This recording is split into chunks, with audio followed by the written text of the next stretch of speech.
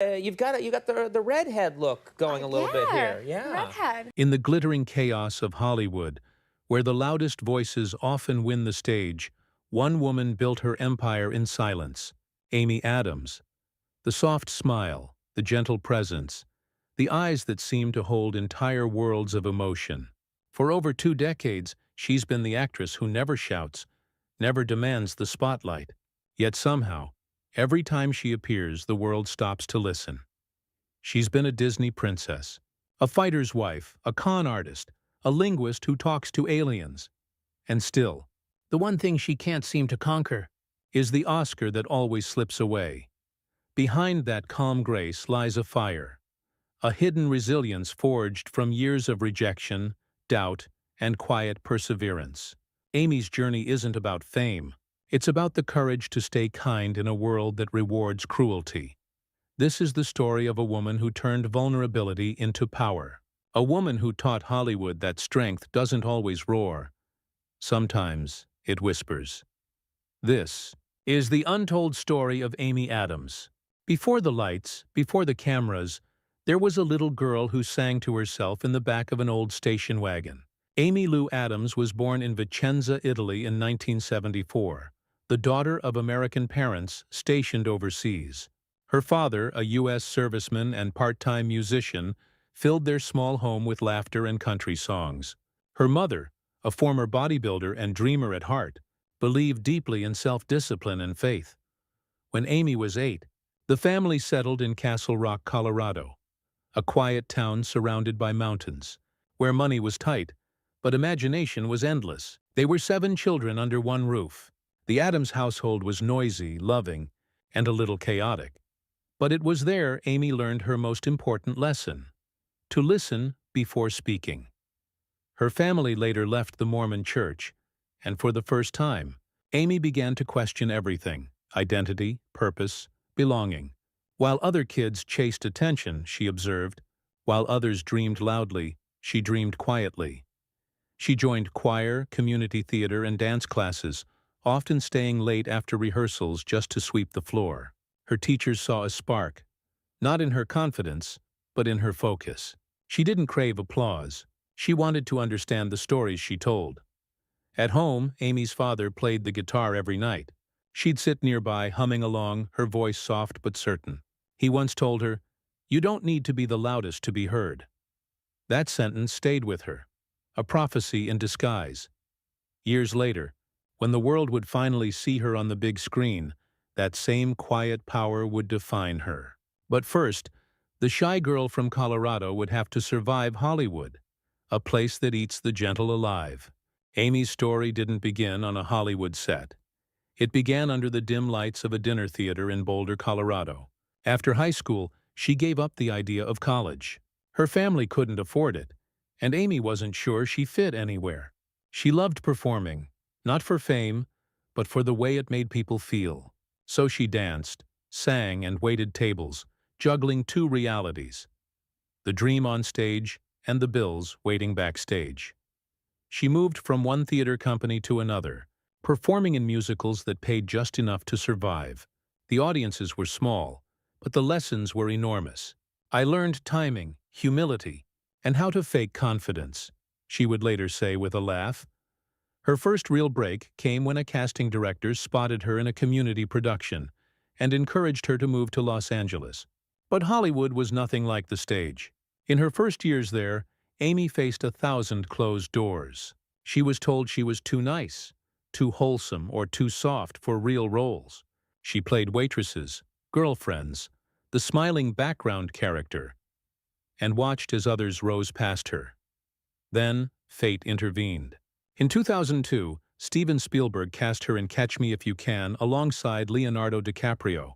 It was a small part, a nervous nurse with braces and a trembling smile. But she made it unforgettable. Her sweetness wasn't an act. It was real, raw humanity in a world of masks. Still, even after Spielberg, the phone didn't ring. Hollywood forgot. Amy considered quitting, returning home. But then came Junebug 2005. A tiny independent film that changed everything. Her performance as Ashley, a chatty, hopeful young woman from the South, earned her first Oscar nomination. Overnight, The Invisible Girl became unmissable. And yet her rise was just beginning, and it would be built not on ambition, but on grace. When Junebug premiered at Sundance in 2005, no one expected the quiet, red-haired newcomer to steal the festival. But Amy Adams did just that. Her performance was raw, honest, and heartbreakingly human. And suddenly, Hollywood wanted to know who this woman was. 2 years later came Enchanted, a film that would transform her from an indie darling into a global star. As Giselle, the fairy tale princess lost in modern-day New York, Amy radiated innocence and joy without ever crossing into parody. She didn't play a princess, she believed she was one. The world fell in love.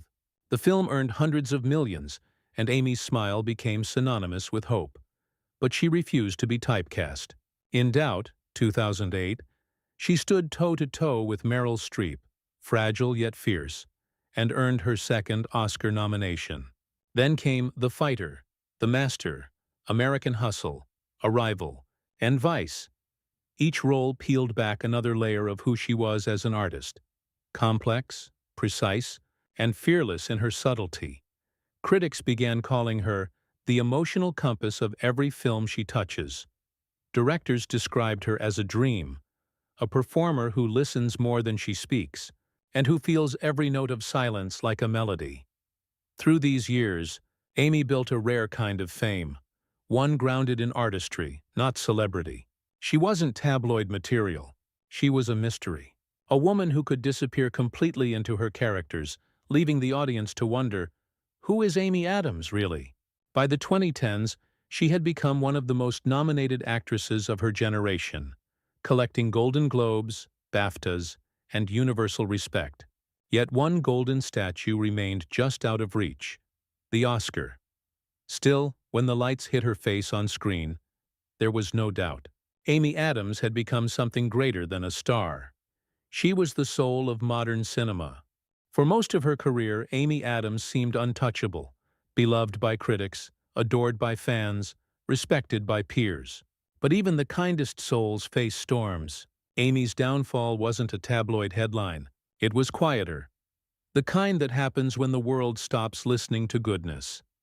As the years went on, her perfection became a paradox. Some critics began to call her too safe, too pure, too quiet for a generation of loud performers. In an industry obsessed with noise, Amy's silence became a disadvantage.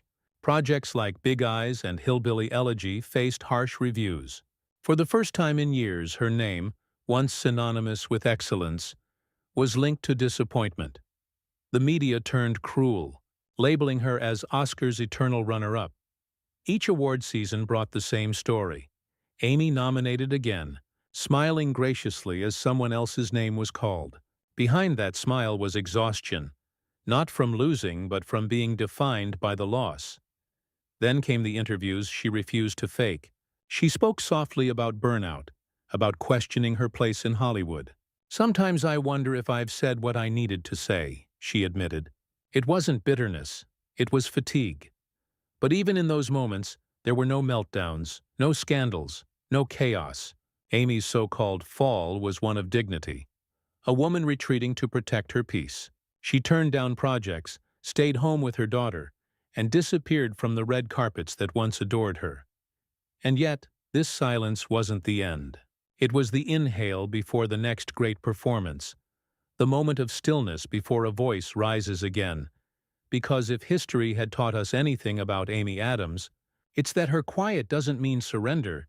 It means she's about to speak louder than ever, without raising her voice. Amy Adams didn't come back with noise. She came back with truth.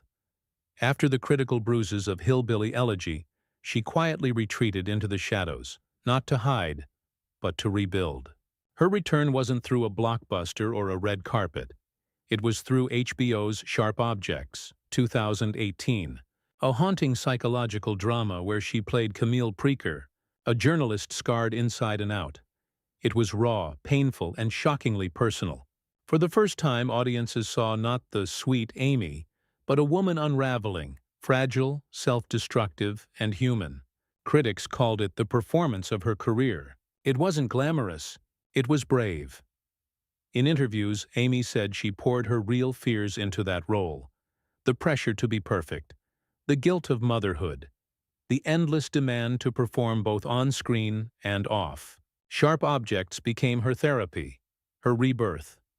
From that point, Amy began to choose differently. She stepped into producing, championing female-driven stories that spoke to resilience, mental health, and quiet strength. She no longer chased the golden statue. She chased meaning. People often ask how Amy keeps her grace in an industry built on ego. Her answer is disarmingly simple. I'm not trying to be the best.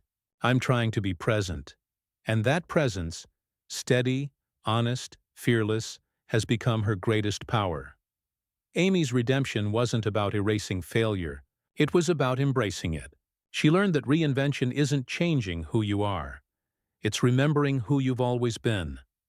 The world had seen her play dreamers, warriors, and angels, but in Sharp Objects, for the first time, she played herself, and Hollywood finally understood.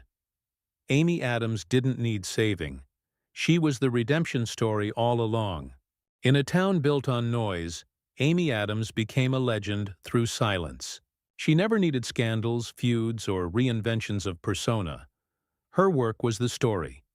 Over the span of 2 decades, she has collected 6 Oscar nominations, 2 Golden Globes, and countless other honors. But numbers can't measure what she's truly given to cinema. Amy redefined what it means to act, not by commanding attention, but by inviting empathy. Her performances are studies in emotional precision. A glance, a breath, the smallest tremor of her voice. These became her trademarks. Critics call her Hollywood's emotional chameleon, but her gift is something deeper. She doesn't just play characters, she absorbs them. Directors like David O. Russell, Denis Villeneuve, and Paul Thomas Anderson describe her as the rare kind of artist who can make the camera fall in love without asking it to. She's inspired a new generation, from Florence Pugh to Saoirse Ronan, who credit Amy for proving that femininity and strength can coexist quietly, powerfully, and truthfully. In an era where celebrity often overshadows craft, Amy stands apart, proof that art still matters, and authenticity still resonates. She may not have the Oscar yet, but legacy isn't a trophy. It's the way your work changes people long after the applause fades. And in that sense, Amy Adams has already won, not just in Hollywood, but in the hearts of everyone who ever believed in the quiet power of emotion. Away from the flashing cameras and golden statues, Amy Adams is not a movie star. She's a mother, a wife, and a woman who still calls herself a work in progress. At home, in Los Angeles, she lives quietly with her husband, artist Darren Legallo, and their daughter Aviana. Their life is intentionally ordinary. School drop-offs, family dinners, painting sessions in the backyard. "I love the normal stuff," Amy once said. "It reminds me who I am when the world forgets." She's often described as humble, but humility isn't her act. It's her armor. She still gets nervous before auditions. She still doubts herself after every performance. But she's learned to embrace that uncertainty. "Fear just means I care," she says softly. Over time, her focus shifted from recognition to connection. She began using her platform to quietly support causes for children's education, gender equality, and mental health. Not through speeches, but through sustained, unseen work. In a world addicted to visibility, Amy's strength is her invisibility, the peace of doing good without needing to be seen doing it. She often reflects on the paradox of fame, how the higher she climbed, the more she valued simplicity. "I think success," she says, "is being kind, and still curious." There's a serenity in her now, the calm of a woman who's stopped chasing validation and started living her truth. The girl who once sang in the shadows has found her light, and it's soft, warm, and quietly unbreakable. In a world obsessed with winning, Amy Adams reminds us that greatness isn't measured in trophies. It's measured in truth. She has never been the loudest, never the most extravagant.